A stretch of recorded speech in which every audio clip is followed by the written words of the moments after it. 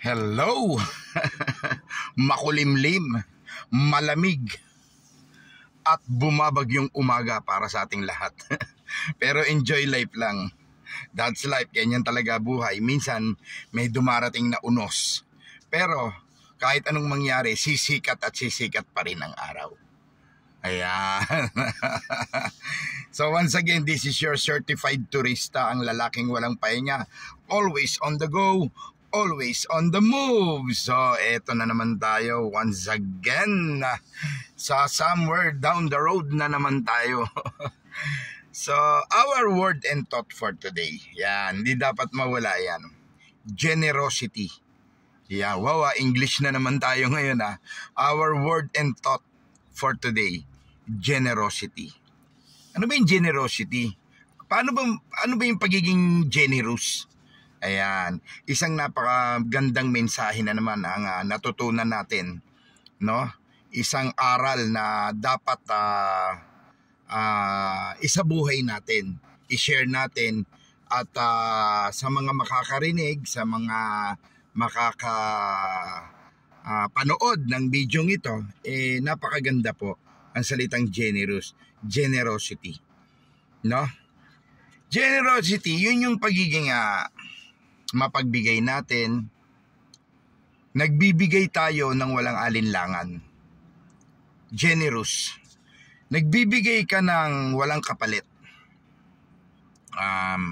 Hindi ka nagbibigay dahil sobra, dahil may leftover ka.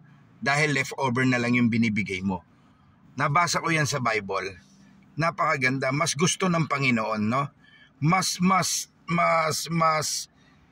nasusunod natin yung salita ng Diyos na magbigay tayo ng walang kapalit at hindi dahil sobra lang, no? Yun bang tema na sakto ka lang, tapos kung tutusin kulang pa nga pero nagbibigay ka pa.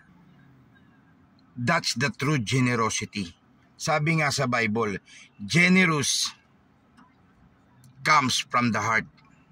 Nanggagaling yan sa puso. Hindi kailangan dahil sobra kaya ka nagbigay.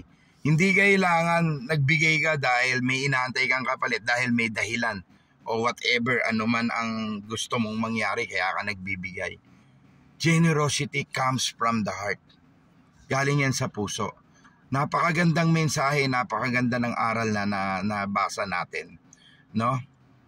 Hindi ka nagbibigay dahil may leftover ka, dahil sobra na. Hindi ka nagbibigay dahil may kapalit, may inaasahan kang kapalit dun sa binigyan mo or whatever. Ang generosity nanggagaling sa puso. Bukal sa puso mo. Kahit sakto lang. Minsan nga kahit lata ng sardinas minsan nga kahit noodles, kahit bigas natin sa bahay. Sakto na lang para sa atin pero binibigay natin. That's the true generosity. No? Ayan, marami akong kilalang ganyan, so hindi natin babanggitin. So, proud po ako sa mga ganyan tao na dapat gawin natin, tularan natin, gayahin natin. Napakaganda ng mensahe. So once again, our word and thought for today, generosity. Sa mga kapwa natin driver dyan, doble ingat, madulas ang kalsada. At habaan ng pasensya.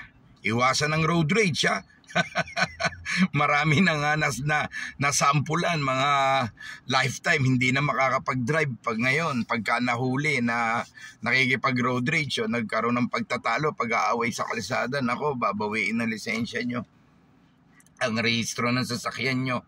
So mawalan ka ng karapatan magmaneho. So huwag natin hintayin mangyari yon. At saka delikado yung road rage. Hindi mo alam sino yung makakalaban mo. Hindi mo alam, inaway mo sa kalsada, killer pala. Ayan, dami na nangyari niya na biglang namamaril. Masarap mabuhay ng masaya. Mabuhay sa mundo. Life is short. Enjoy na lang. Enjoy natin ang buhay. Enjoy life. See ya.